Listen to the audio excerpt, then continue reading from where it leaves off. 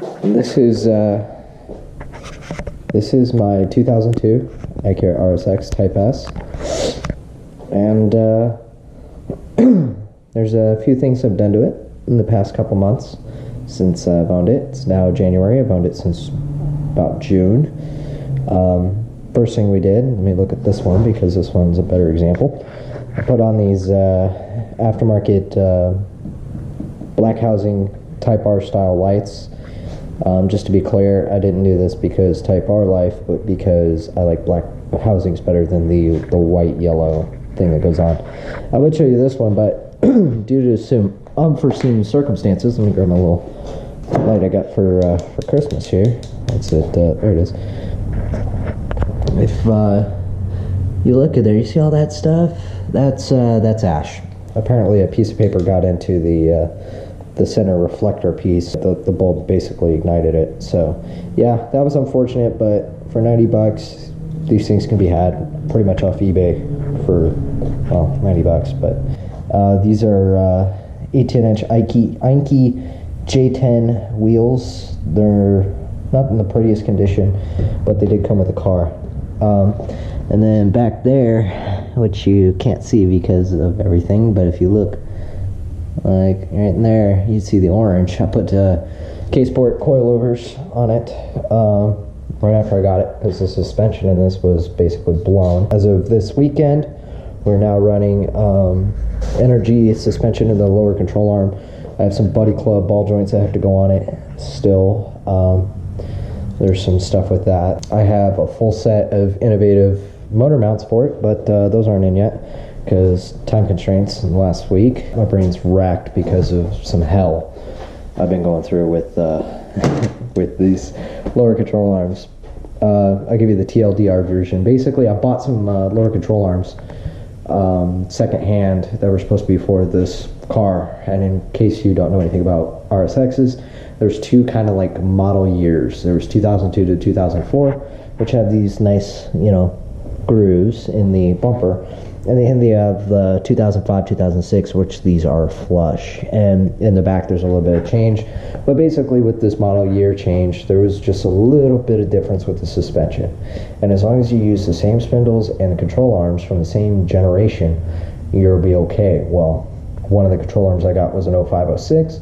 Somehow it managed to fit, but the ball joint didn't fit properly. So the net effect of that was it threw off my caster about 1.1 degrees and basically caused my car to want to go left. So all I've done today on my last day off before I go back to work tomorrow is I had to go find a source of new, another control arm, rip out the bushings of it, which if you've never messed, I don't have any control arms, otherwise I'll show you, but basically there's two bushings. There's one that's this way, and then the other one that's like that.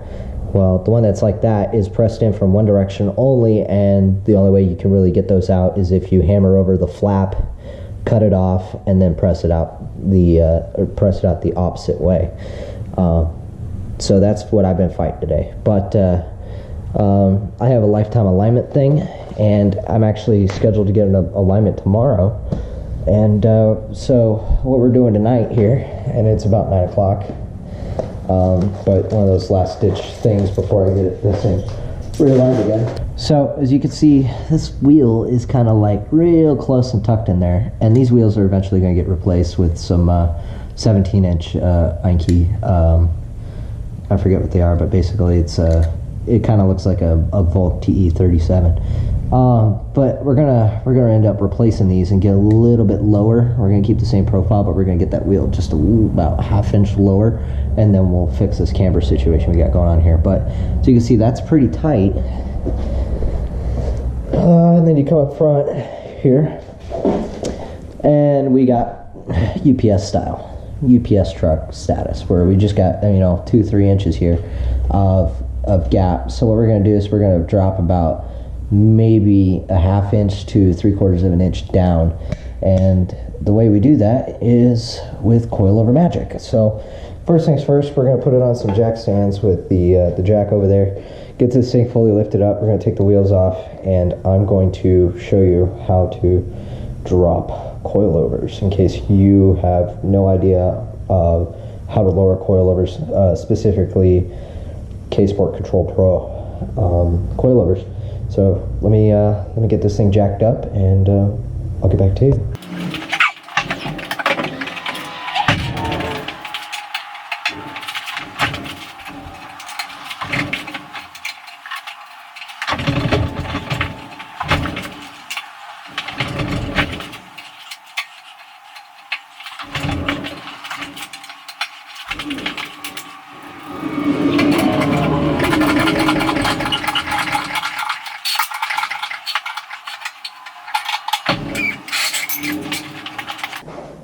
Magic.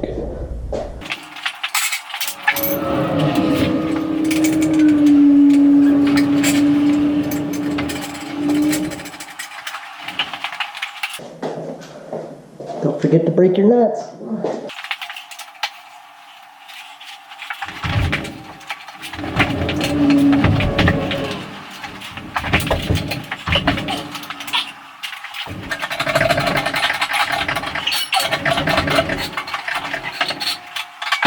While I take off these nuts, some of the things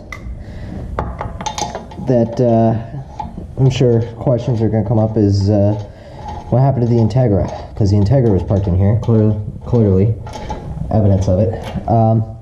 Integra is no more. I ended up trying to sell it back in October, November, December. I don't remember. I know I didn't have it a year. Because and the main issue of it was the thing was so clapped out, and honestly in the beginning I never even knew how bad it was. I knew it needed a rebuild. I needed $1,000 just to, you know, put OEM shit back in it, and to do all the stuff I wanted to do. It was just a ton of money I didn't have. The last time I had the money for it all at once was back in, I don't even know when it was. It was back when it was starting to cool down, I believe, back when I had the blue Civic and the transmission exploded. Transmission blew up in that, and I ended up having to spend that money to get the Integra, or the Civic, back operational. So where did the RSX come from? Some of my friends over at Goodfellas, I bought a couple cars from them, and they were telling me, you know, we saw this car at auction, it had your name written all over it. I told them, if you find an Acura RSX Type S, and an SH Prelude, or a Subaru WRX, the turbo variant, basically if you were to find any of those, you give me a call. Well, in June, they called me and they said, hey, remember how you said you wanted those 3 cars? I said, yeah. I said, we have one sitting in our possession, and some guy traded it in. There it is. 2002 Acura RSX Type S. It's a 6-speed, 2-liter, sports a K20A2. Yeah, I mean, this thing, I mean, it needs some love, but it's never been modified. Like, I've had to put a high pressure power steering hose. I've had to put suspension in it, obviously. Something that I wanted to do anyways. I've never had a lower car. The Civic was, I mean, it was nice and it was cool looking, but it was gutless. It was absolutely gutless. That was the one thing that frustrated the living crap out of me, was the fact that that car had no balls. It was a good A to B car. It was a good driver car, like if you want to go cruise, whatever. But if you wanted to get on it and you wanted to get out of something's way real quick, forget it. You weren't getting there. Okay, so back to the topic at hand. Some of the other things we did is this steering setup. Typically your ball joint's on top, and when you lower it, it pushes the suspension up higher, which then puts a lot of angle on that ball joint, and it makes it, you know, fail quicker. So what a lot of people do is they flip them upside down, and these are called inverted tie rod ends. And the way they're called inverted is because they're on the other side of the control arm. They also utilize this kind of like a spherical ball joint and it just allows for more motion of travel. And yeah, so I got these for Christmas. I put these on. We also did these are energy lower control arm bushings, and I actually just had to reinstall this control arm today, so because the other one I had was banging against everything in here, and as a result was causing a major amount of problems, including caster problems, caster misalignment. And I think that's been resolved now because it drives a lot smoother, but my alignment is, you know, somewhat off. But okay, so back to the topic. We're going to drop this car in the front. We're going to shoot for a 1/2 inch, and we'll drive it for a bit, and we'll see where it goes from there. And we still have to do ball joints, buddy club ball joints on this in the future, and that's the last piece that has to be done in the front end as far as steering and suspension, other than the sway bar, which that's not critical for alignment. So I'm going to drop this 3/4 of an inch. This is the way I do it, and it may not be the right way, but it's pretty freaking close. So the way I see it is you got your top of the fender, and then you got all the way down. So if I take this and I move it all the way down, I'm actually going to, I know you can't see, but so if you put it all the way up, right up to the top here, this is your top, and what you're going to do is you're going to measure to the hub, the center part of the hub. And if you measure this, I really need a camera person, 15 3/4. So we're 15 3/4 to the hub from the fender. And what we need to do now is we need to turn the control arm until it's about 15 1/4. So we got to go up a 1/2 inch on this. And the reason why you do it this way is because 1/2 inch right here will not translate to a 1/2 inch here. So you have to check your overall height and line it up and everything, and then do that. So the next question is how do we do this? How do we turn the suspension? Because, you know, it's all bolted together. Well, you don't have to tear it apart, because that's the way coilovers work. Basically, you got this this lock here, this I can't remember the terminology, but basically these are just like locks, right? These two are twisted together, and these control the damping of the spring, and should not be modified. Mine are a little tight, so I might end up loosening that, but that's another thing, and should not really be messed with, because you really want to not, you know, have these so tight. You know, they're meant to turn and rotate with the car, but mine are obviously a little too tight, and you know, I may not even modify that. I'll show you how I get around that though. So the first step is you got to loosen this, and to be honest, I can't remember which way it is, but basically you take this and you turn it one direction or another, and I can't remember which way it goes, but you hook it into these locks here, and it's supposed to go one way or another. let me break this loose, and I'll get right back to you. Okay, so I figured it out, and I just had to use my hammer, which is right now a 1/2 inch drive, or is this a, what is this, three I don't even know.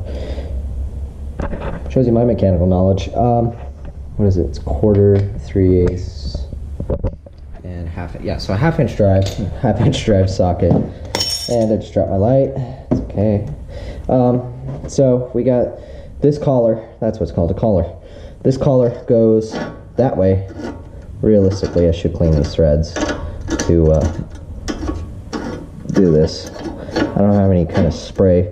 Basically, this is aluminum. You want to clean these threads with something to clean them out, because if rock and dirt and grime and stuff gets in there, it'll completely trash the aluminum. So let me grab a clean microfiber over here, because that's what I use microfiber for, is cleaning dirt. Some people might be having a stroke right now going, why? Get yourself some terry cloths. Money, that's why. So right now we're just cleaning out some of the dirt here, and we're not going to get all of it, obviously, but not unless I chase this up. Maybe we'll chase it up a little bit. And so basically this way is loosening. Yeah, see, there's a little bit of dirt right there. You just gotta be careful not to mar the threads of the body. And if you're in Arizona, KSport actually has their manufacturing, well, maybe not their manufacturing, but their offices are in Mesa. And you can walk in and you can go talk to them. Shout out to my boys at KSport. You guys are legit. Honestly, I mean, I don't have a lot of experience with suspension. 10 of 10 would buy again. It's good stuff. Okay, so realistically what we're going to do now is we have to thread this into the body. So what you do is you loosen up this collar, right? And we're just going to loosen up quite a bit. And the goal here is that you're going to twist the body to raise the whatchamacallit. Now, you might be asking, well, how the hell do you do that? Well, you take one of your wrenches here and you turn like that. And I think this way is tighten. Like it's, I might be wrong on this. I don't remember. But you go one way or another. And there's really no science behind this. How many turns or whatever. I think we're going up. Oh, there's only one way to tell. If you don't know which way you're going, put your collar at the bottom. Try turning a little bit. It's twisting too. Thanks, smartass. I think we're going the right direction. Yeah.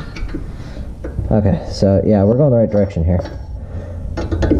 And you just rotate it like this until you get to where you want. And then, like I showed you before, the measurement, I think we're going way too far here.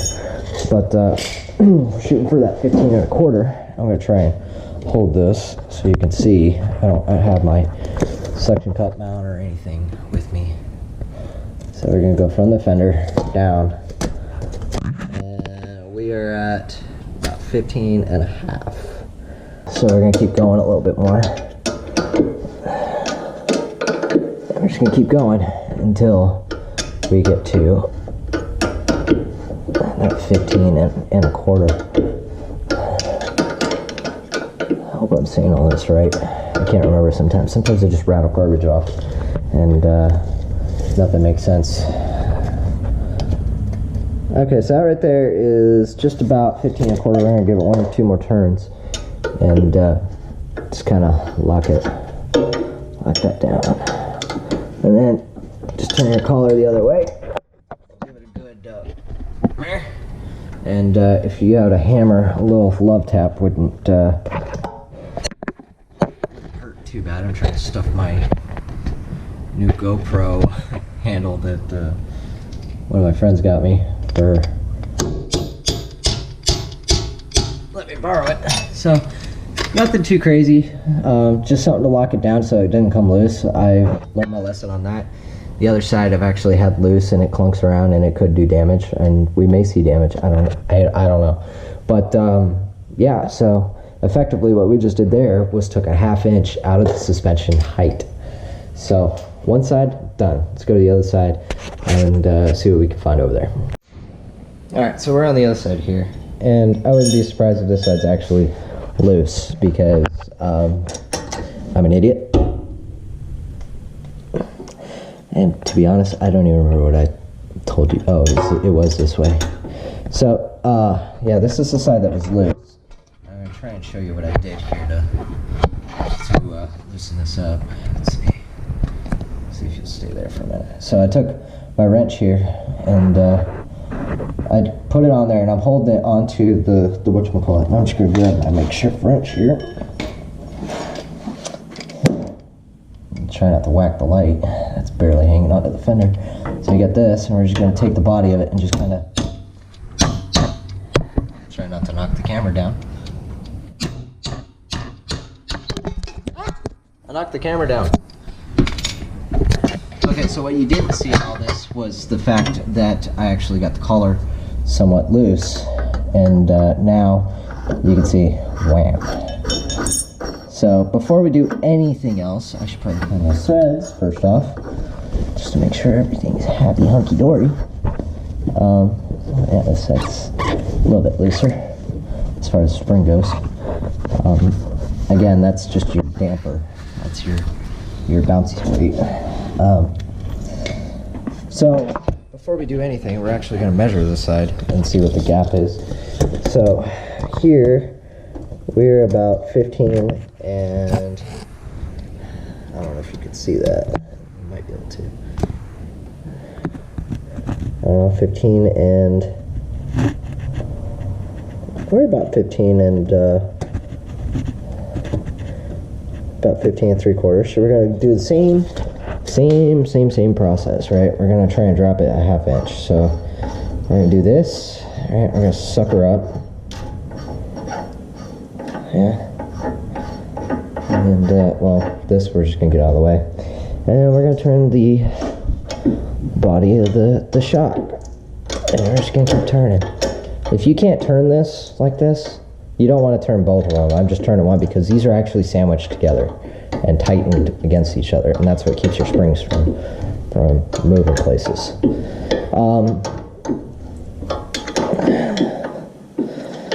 So we're going to keep doing this. I really hope this doesn't camber the crap out of my front end. Well, either way, these have camber adjustments in the strut tower up there on the top, so they can actually adjust camber for these to the top, as opposed to stuff like camber bolts or the camber adjusters or whatever.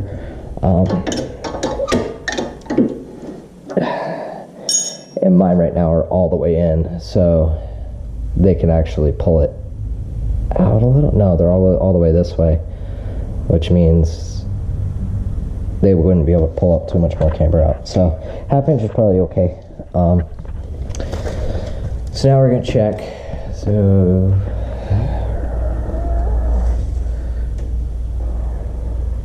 we're at about 15.5 right now. As a matter of fact, I can just do that.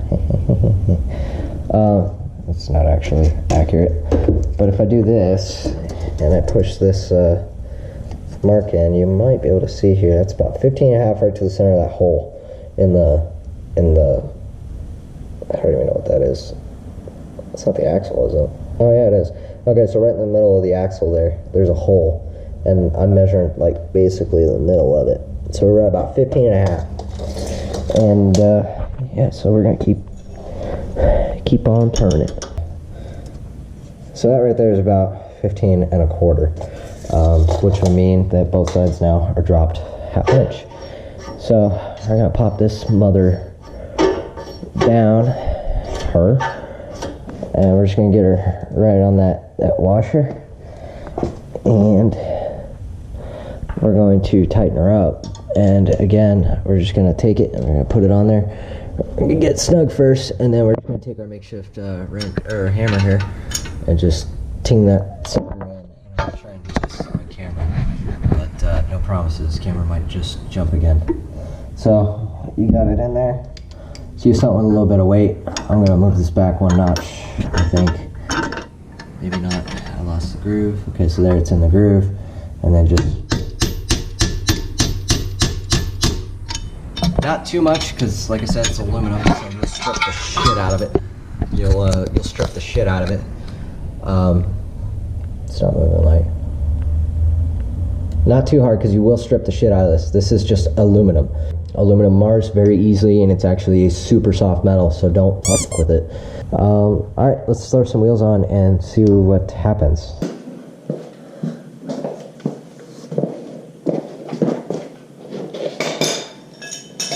Quit looking at my butt! Come on, put you on the box. Haha, you fell. Be a little bit quieter because it's late at night, people sleep and stuff. I don't, but these keys are helping. Okay, so just moving it around a little bit. You can see it looks better now. It's definitely got less gap. It's got a respectable amount of gap now. It's not UPS truck status. Same on this side. Looks pretty good in there. Realistically, I don't know if I will drop it more. I like it right there. And yeah. That's what she looks like now, which looks really weird with Super View on. I don't know. We're gonna we're gonna take a picture here and do some other stuff, and you'll probably see that picture first. But yeah, we're gonna do some things. But yeah, I mean, it's got some paint fade. You can't see it because it's dark, and camera's light like that, right? Yeah, this is my car. This is the new one. And honestly, I think for where I was going with the project of the Integra, this will be worth every bit more, just because, K-series and stuff. So, yeah. So we're gonna do ball joints. We're gonna do ball joints, motor mounts, tensioner. What else? I gotta do the belts. I gotta do power steering crap. More power steering crap. I don't have anything for that yet, but we're getting there. Did I say motor mounts? I don't know. And I'm thinking I'm looking for a wing. Then after that, it just gets to the fun stuff. Other than the rear suspension components, like the LCAs, bushings, all that stuff, which will honestly be a whole separate thing in itself. I think we're about done with getting things made safe for the road. And now that my garage thing is turned off, I'm going to take a picture.